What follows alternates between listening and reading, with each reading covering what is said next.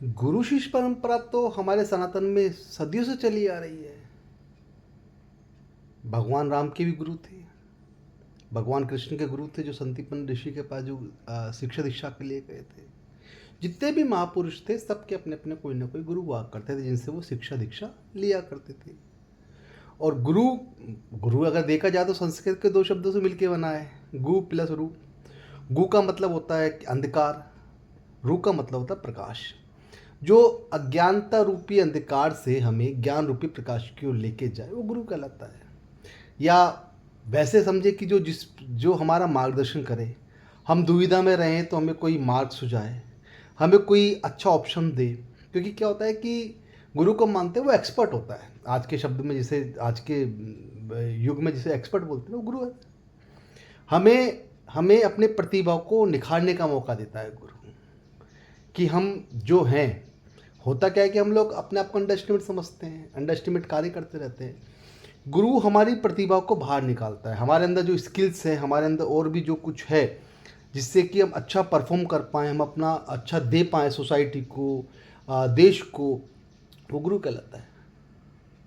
और गुरु पूर्णिमा तो क्योंकि क्या है ना कि तो व्यास पूर्णिमा के दिन होता है। कहा जाता है कि भैया भगवान वेद व्यास जी की जयंती के लिए जयंती के रूप में हम लोग गुरु पूर्णिमा मनाते हैं। खासतौर से ये जो आध्यात्मिक गुरु होते हैं ना, उनके लिए यहाँ परंपरा चली आ रही है कि भैया गुरु का सम्मान करना है।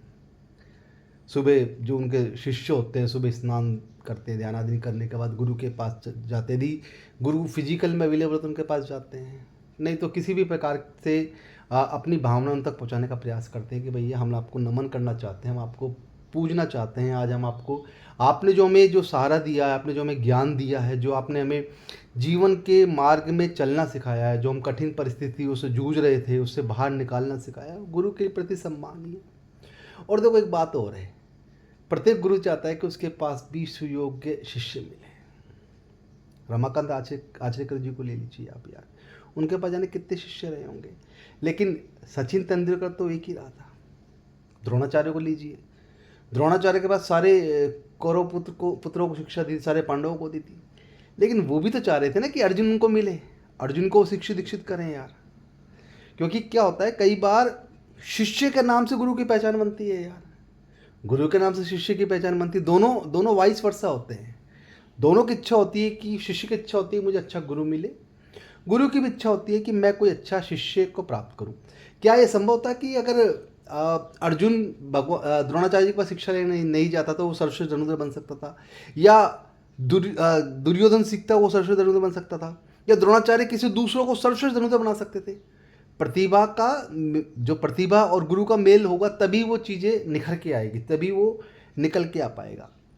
और इनफैक्ट अगर देखा जाए तो अर्जुन ने पता नहीं कितने जनों से शिक्षा ली थी। उन्होंने भगवान इंद्र से शिक्षा ली थी, भगवान कृष्ण से शिक्षा ली थी, और वहाँ स्वर्ग में गए तो क्या अप्सरा नाम थी उनसे भी शिक्षा ली थी। लेकिन कहलाते वो हैं गुरु द्रोण के शिष्य।